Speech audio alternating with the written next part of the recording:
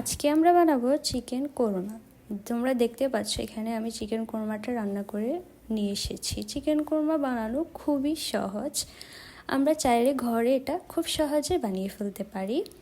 Chicken korma বানানোর জন্য আমরা ফার্স্টে কিছু নিয়ে নেব চিকেন। এখানে আমি 10 পিস চিকেন নিয়ে নিয়েছি, তোমরা জনপ্রতি হিসাব করে চিকেন নিয়ে দিতে পারো। এরপর আমি দিয়ে দিচ্ছি আদা, দেন দিয়ে দিচ্ছি রসুন, এরপর দিয়ে দিব মশলা দিয়ে দিব ভালোভাবে। এরপর আমি দিয়ে দিচ্ছি হলুদ, এরপর দিয়ে দিচ্ছি লাল মরিচ, এরপর দিয়ে দিচ্ছি জিরার গুঁড়ো, এরপর লবণ দিয়ে দিচ্ছি। তোমরা চাইলে এখানে এক্সট্রা মশলা ইউজ করতে পারো, সো আমি এখানে এক্সট্রা মশলাটা ইউজ করতেছি। তোমরা চাইলে অন্যান্য মশলাও দিতে পারো, যেটা খেতে ভালো লাগে আর কি।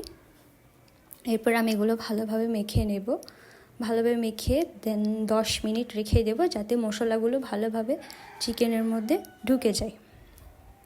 এগুলো ভালোভাবে মেখে নেওয়ার শেষে 10 মিনিট রেখে দেব।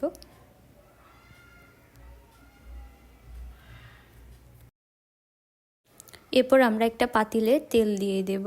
তেল দিয়ে দেওয়ার পর তেলটা গরম হয়ে গেলে পেঁয়াজ দিয়ে দেব।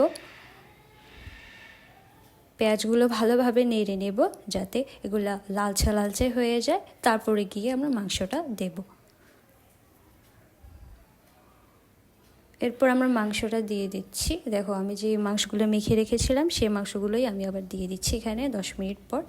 এরপর এগুলোকে কোনো পানি ছাড়া আমরা ভালোভাবে রান্না করে নেব।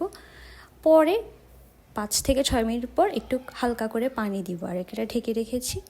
কিছুক্ষণ পর এটা নামিয়ে ফেলবো আমরা। এরপর আমরা দিয়ে দেব দুধ। তোমরা যে কোনো দুধ, পাউডার দুধ বা গরুর দুধ, যে দুটো দুধ দিতে পারো। দুধ দেওয়ার পর এটাকে ভালোভাবে রান্না করে নেব। 2 থেকে 3 মিনিট বা 5 থেকে 6 মিনিট রেখে দেব চুলার মধ্যে, তাহলে এটা সুন্দর একটি শেপ হবে। তোমরা দেখতে পাচ্ছ এখানে আমাদের চিকেন কোরমাটা রেডি হয়ে গেছে। তোমরা এভাবে চাইলে বানিয়ে নিতে পারো, আর এটা খুবই সহজ।